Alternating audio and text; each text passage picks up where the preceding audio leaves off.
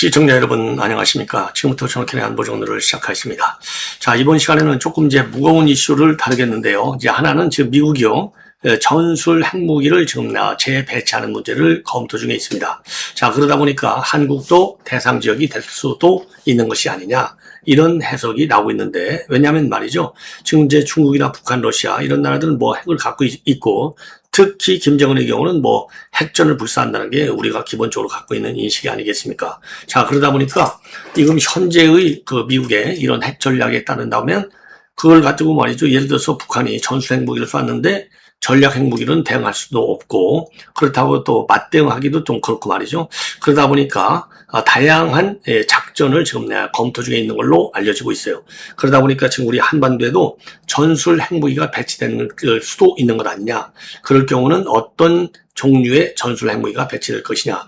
이런 지금 가설적 시나리오들이 지금 언론에 보도가 되고 있습니다. 자, 그래서 그 관련 내용을 여러분께 말씀드리도록 하겠고요.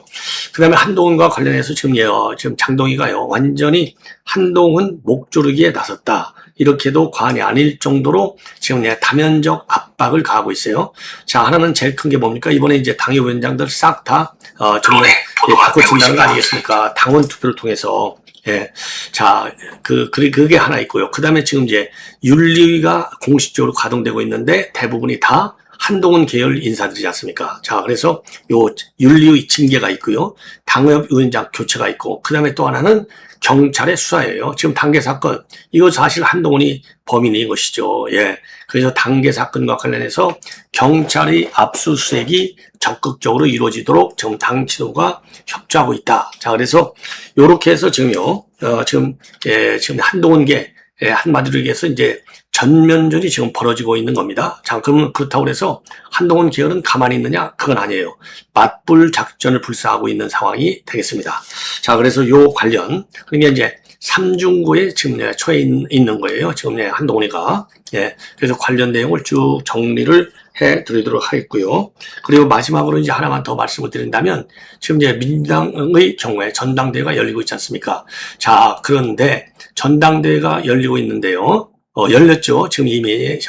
그런데 지금 최민희가 말이죠. 본인의 페북에다가 글을 올렸어요. 행사장에 입장할 때 중년 남성이 본인을 세게 밀쳐서 넘어져가지고 사고를 당했다. 그래서 왼쪽 갈비뼈가 뭐 부러졌는지 안 부러졌는지 모르겠지만은요. 왼쪽 갈비뼈가 지금 뻐근뻐근하다. 자, 이렇게 입장을 내놓고 조사를 사실상 의뢰하는 그런 입장을 내놓고 있습니다. 자, 그래서 요게 이제 또 이 파장을 민주당 내에서 야기하고 있어요. 자, 그래서 요 내용을 좀 말씀을 드리면, 지금 페북에 글을 올렸는데요. 페북에 글을 올린 내용을 쭉 잘하게 말씀드리면, 이렇게 돼 있어요. 지금 킨텍스 입장하는 과정에서 중년의 남자가 밀쳐 넘어져서 왼쪽 갈비뼈가 뻐근하고 일단 꾹 참고 버텨보겠다. 예.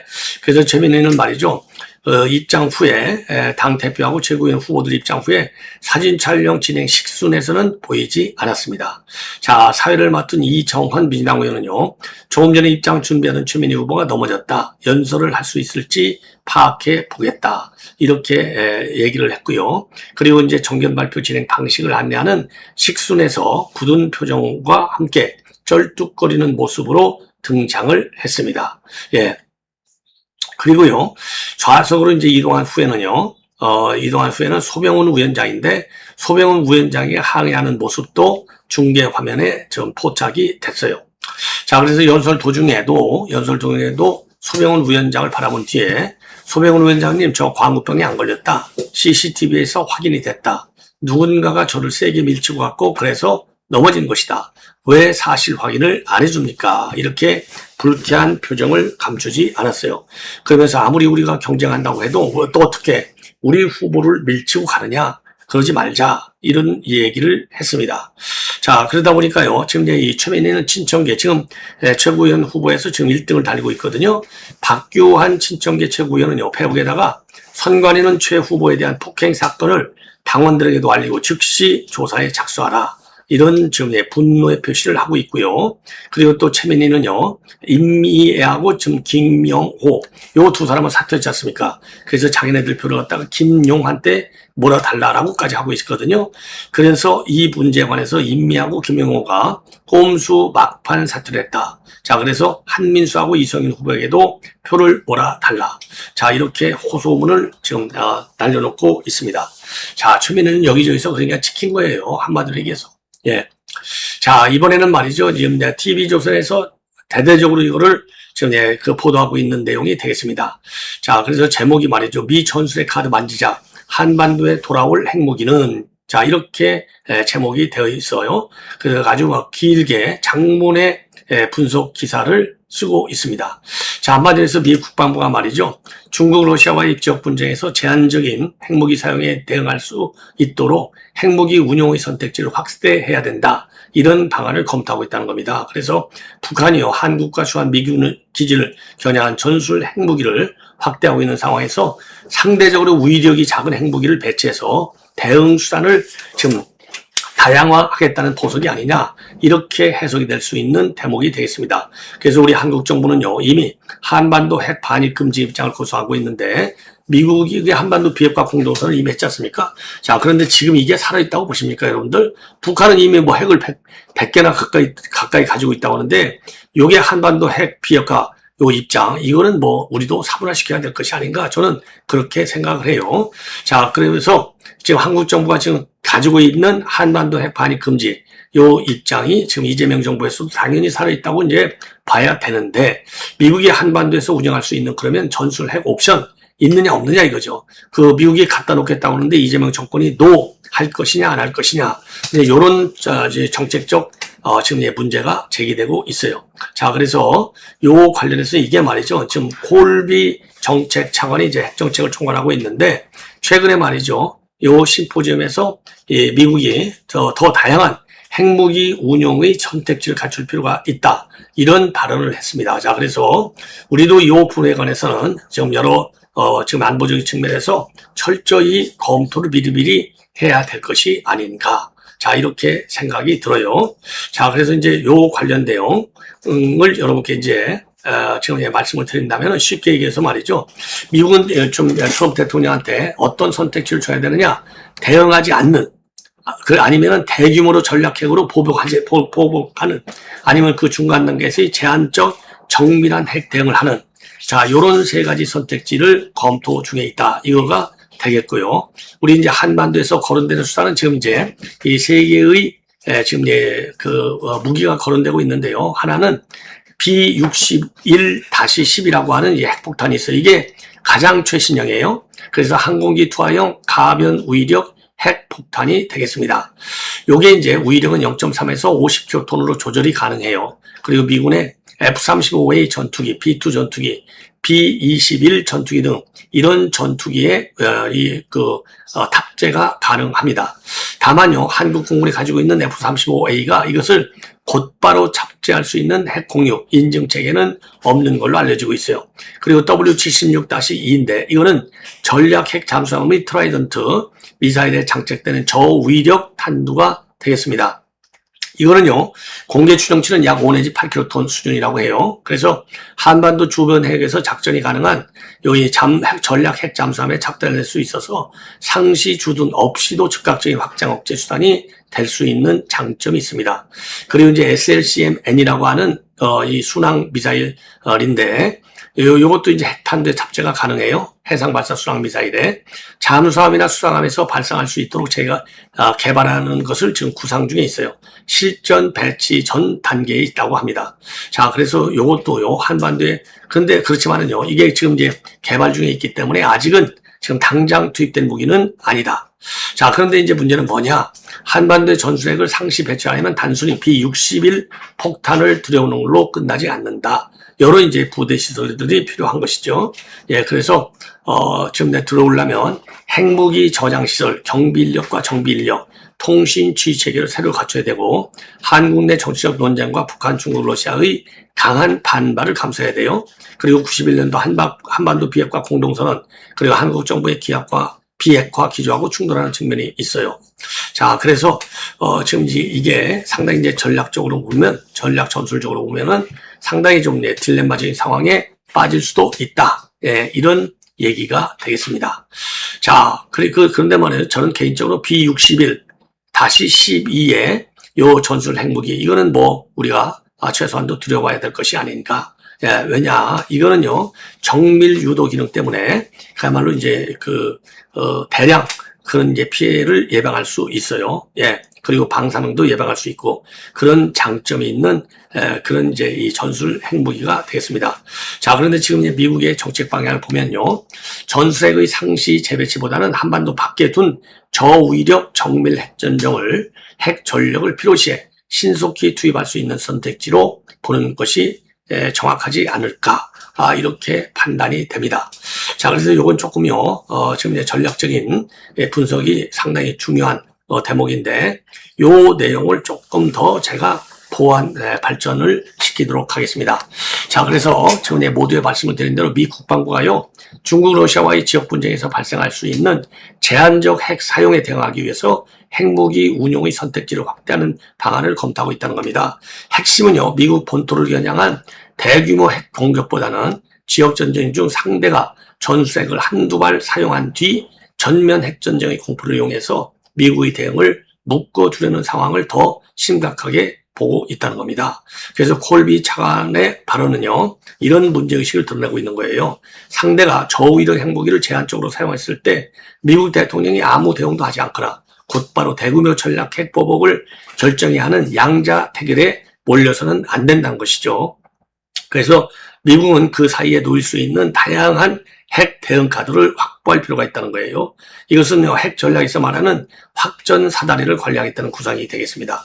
적이 제한 핵 공격을 했을 때 미국이 상황에 비례하는 대응 능력을 보여야 핵 억지력이 유지된다는 논리가 되는 겁니다. 즉, 미국이 핵무기를 쉽게 쓰겠다는 뜻이라기보다는 제한적 핵 도발조차 미국의 확실한 대응을 부를 수 있다는 인식을 적에게 심어주겠다는 겁니다.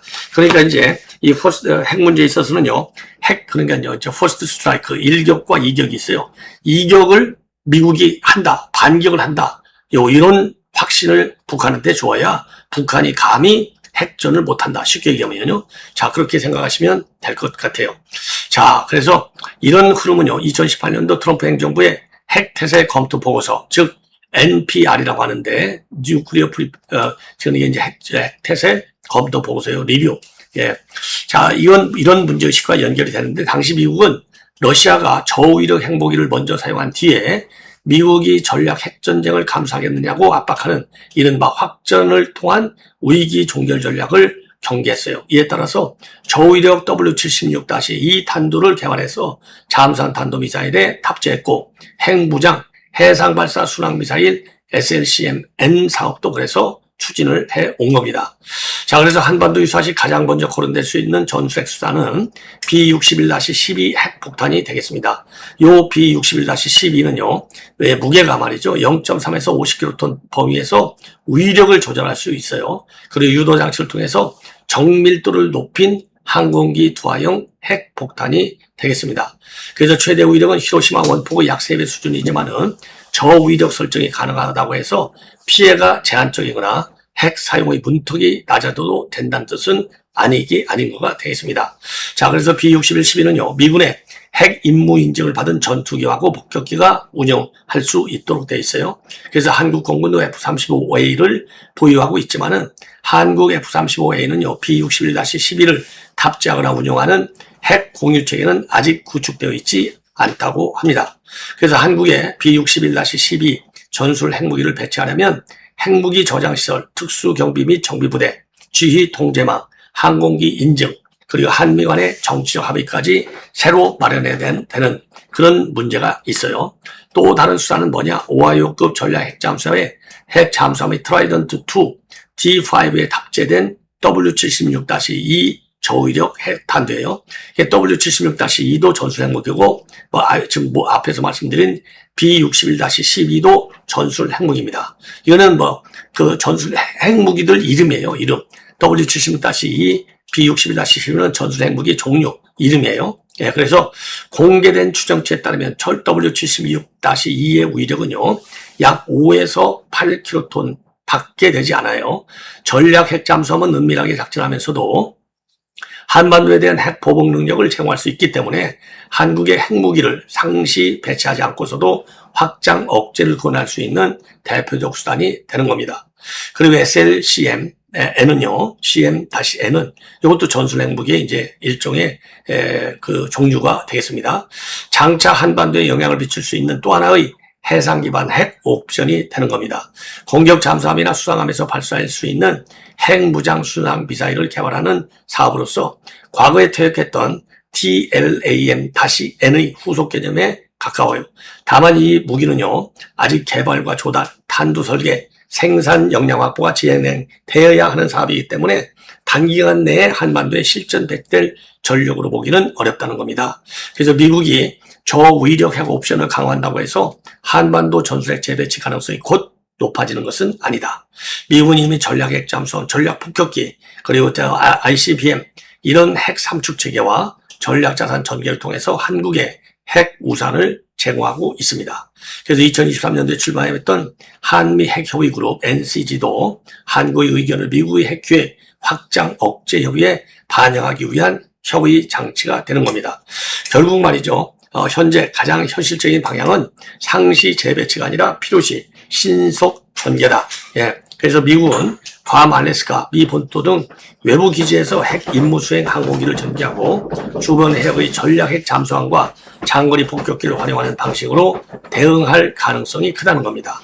그래서 중요한 것은 핵무기를 한국 땅에 두느냐가 아니라 북한이 핵을 사용할 경우에 미국의 대응이 실제로 가능하고 신속하며 신뢰할 만하다고 믿게 만드는 것이다. 이렇게 이제 해석이 되는데요.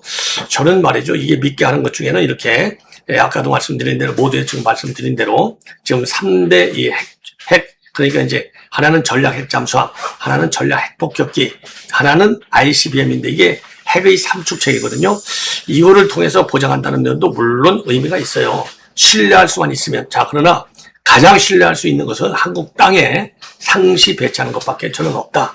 자, 그래서 핵전이 발생했을 때 미 의회나 미 정계의 눈치를 보지 않고 한반도에 전술 핵무기가 있을 경우에는 그만큼 이제 이 핵무기를 핵전을 이미 이제 김정은이가 핵전을 지금 펴고 있다 이런 전제하에 말씀을 드리는 건데 바로 대응 보복이 가능하게 만들어야만이 지금 김정은의 이 포스트 스트라이크라고 하는데요. 제1격을 예방할 수 있는 것이 아니냐 저는 그렇게 강력히 주장해 왔고 그러한 저의 소신에는 변함이 없습니다.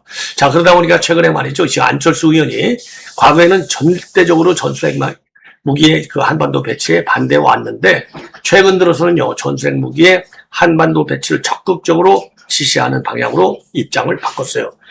그 얘기는 뭐냐? 한반도에서의 핵전 위험성이 가설적인 시나리오가 아니라 언제든지 현재화될 수 있는 가능성이 그만큼 크다는 것을 안철수 의원도 인식했기 때문에 그렇게 이제 그 입장을 바꾼 것이 아니냐. 자, 저는 그래서 지금 이제 이 한반도에서 이 전술핵 무기의 재배치 요것은 실제적으로 굉장히 지금 긴급한 이런 상황이 아니냐. 자, 이렇게 판단이 됩니다. 자, 이번에는 이제 한동훈이가 사실상 이제 뭐 이렇게 해서 지금 한동훈이 계파들이 지금 이제 이 전몰당할 위기에 처해 있다. 이렇게 볼 수 있어요. 자, 그래서 장동희가 삼면 압박 체제를 강화하고 있는 그래서 첫째로는 이제 공천 배제, 이제 당협위원장 교체하는 것이죠. 그 다음에는 징계, 조경태, 진정호, 권영진, 서범수 이게 전부 한동훈 계열이잖아요.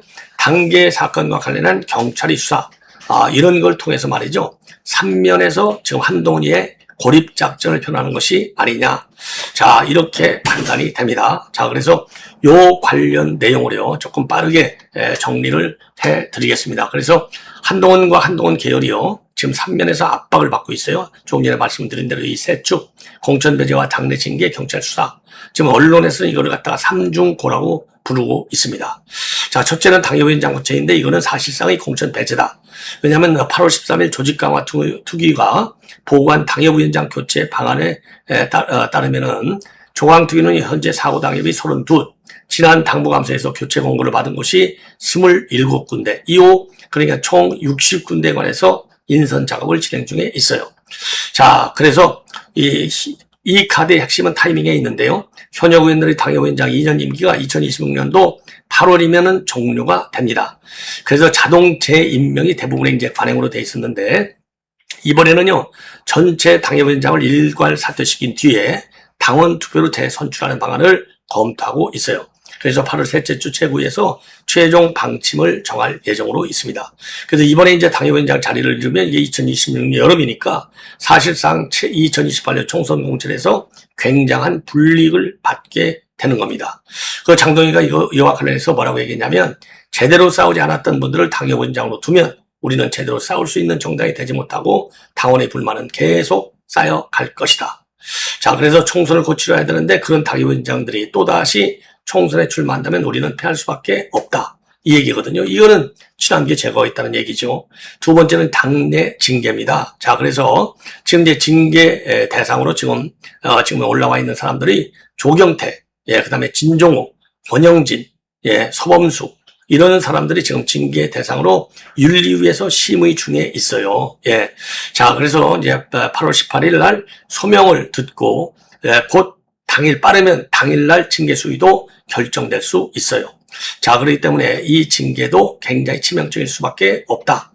그 다음에 이제 당계 사건과 관련된 경찰의 강제 수사입니다. 지금 1년 8개월 만에 수사를 재개했어요. 그래서 게시판 운영 체계와 계정 관리, 게시글 작성, 관리 과정 전반을 지금 수사하고 있습니다. 자, 그래서 요거 수사하면 이게 치명타가 될 수 있죠. 요것 때문에 한동훈이가 이미 제명 처리를 받았지 않습니까? 자, 이러다 보니까 친한계에서는요, 가만히 맞을 수 없다. 그래서 맞불 작전을 지금 펴겠다. 이런 입장을 갖고 있는 것 같아요. 그래서 지금 그런 게 장동혁 당권파와 그리고 이제 한동훈 파 간의 전면전이 벌어질 수밖에 없는, 그러니까 이제 박정훈이가 최근에 징계받아야 할 사람이 징계한다. 맞는 사람들 입장에서는 내가 때릴 자격이 있어. 라는 말이 나올 수밖에 없다고 지금 정면으로 비판하고 있고요. 그리고 이제 사법적 대응도 불사하겠다. 이런 입장을 가지고 있습니다. 그런데 이제 지금 윤리위의 징계 과정에서, 심의 과정에서는 상당한 대립이 지금 야기될 수밖에 없다. 왜? 윤리위 내부가 지금 이 위원장파하고 비위원장파 간의 대립이 상당하잖아요. 그래서 최근에 부위원장이 사직을까지 했어요.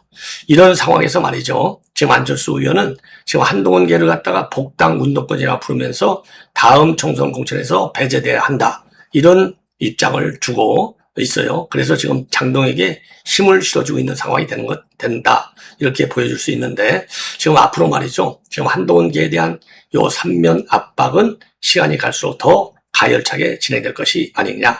그래서 이제 한동훈계가 지금 이제 최고의 정치적인 위기에 처해 있다. 이렇게 보시면 될 것 같습니다. 자, 시청자 여러분, 이것으로 본 방송을 마치겠습니다. 대단히 고맙습니다.